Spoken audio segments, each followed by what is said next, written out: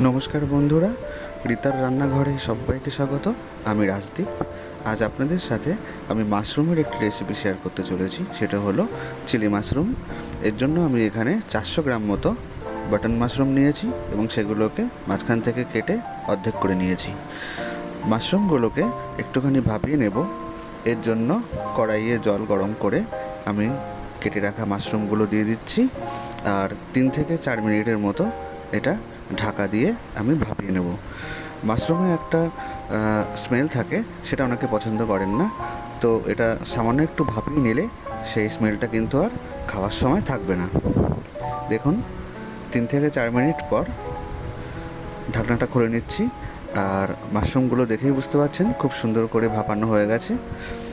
গ্যাসের ফ্লেমটা বন্ধ করে দিলাম, আর এখন আমি মাশরুমগুলো একটা ঝাঁঝরি দিয়ে তুলে রাখছি। দেখুন, খুব সুন্দর করে ভাপানো হয়ে গেছে। আমি যখনই মাশরুম রান্না করি আমি এইভাবেই কিন্তু মাশরুম ভাপিয়ে নিই।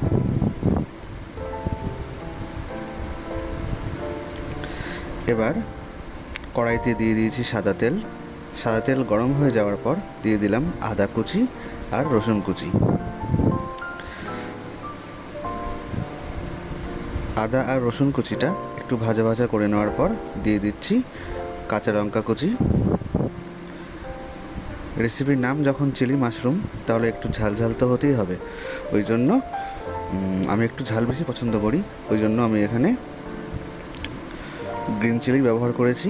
দিয়ে দিচ্ছি কেটে রাখা পেঁয়াজ। এখানে আমি মাঝারি সাইজের 3টে পেঁয়াজ ব্যবহার করেছি।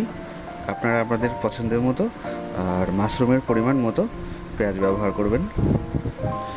পেঁয়াজ, আদা রসুন কুচি আর কাঁচা লঙ্কা একটু ভাজা ভাজা করে নেওয়ার পর আমি দিয়ে দিচ্ছি ক্যাপসিকাম। এখানে আমি একটা মাঝারি সাইজের গ্রিন ক্যাপসিকাম ব্যবহার করেছি। সব কিছু খুব ভালো করে একটু ভাজা ভাজা করে নেব। বন্ধুরা, এই চিলি মাশরুম রেসিপিটি কিন্তু খুব সহজ, একদম সহজে, খুব কম উপকরণে এবং খুব কম সময়ে আপনারা একটি সুস্বাদু রেসিপি তৈরি করতে পারবেন। দিয়ে দিচ্ছি সামান্য লবণ। আর এই রেসিপিটা কিন্তু ভাত, রুটি, রুমালি রুটি, নান, পরোটা এবং ফ্রাইড রাইসের সঙ্গে খুব ভালো লাগবে। পেঁয়াজ, ক্যাপসিকামটা খুব ভালো করে ভাজা ভাজা হওয়ার পর আমি দিয়ে দিচ্ছি ভাপিয়ে রাখা মাশরুমগুলো। সব কিছু খুব ভালো করে নাড়াচাড়া করে নেব। আমি এখানে ডিরেক্ট মাশরুম ব্যবহার করেছি ভাপিয়ে নিয়ে। আপনারা যদি ভাপিয়ে না নেন তাহলে কিন্তু মাশরুম আপনারা সামান্য পরিমাণ অ্যারারুট গুলে সেটা তেলের মধ্যে ভেজে তবেও ব্যবহার করতে পারেন। যেমন করে চিলি চিকেন তৈরি করা হয়, বা বেবিকর্ন চিলি বেবিকর্ন যেটা তৈরি করা হয়, ঠিক সেই পদ্ধতিতেও কিন্তু আপনারা চিলি মাশরুম তৈরি করতে পারেন। আমি এখানে মাশরুম আলাদা করে ভেজে নিয়ে নিই, ডিরেক্ট ব্যবহার করেছি। দিয়ে দিচ্ছি শুকনো লঙ্কা গুঁড়ো। যারা একটু ঝাল কম খান তারা এটা স্কিপ করতে পারেন। সব কিছু খুব ভালো করে ভাজা ভাজা করে নেব।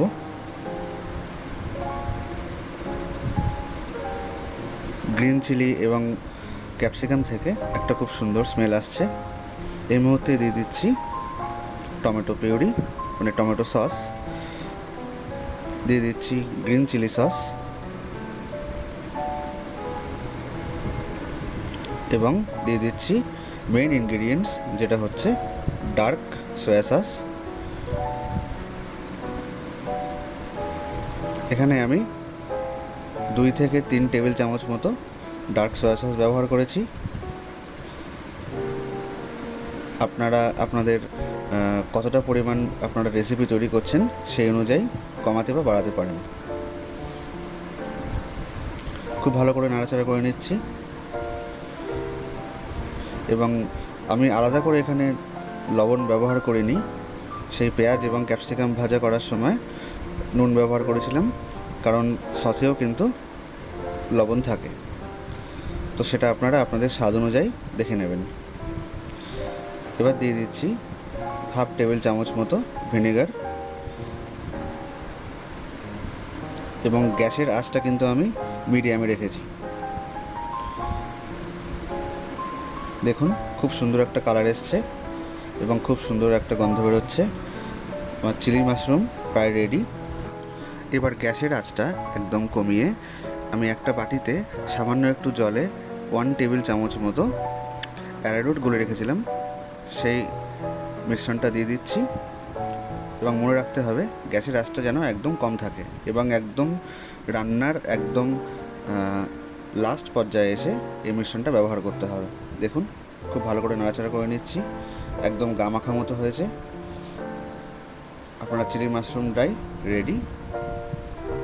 রেসিপিটি ভালো লাগলে অবশ্যই লাইক করবেন, কমেন্ট করবেন আর শেয়ার করবেন। সবাই ভালো থাকবেন। আজ এই পর্যন্তই, দেখা হচ্ছে পরের অন্য কোনো রেসিপিতে। Bye bye.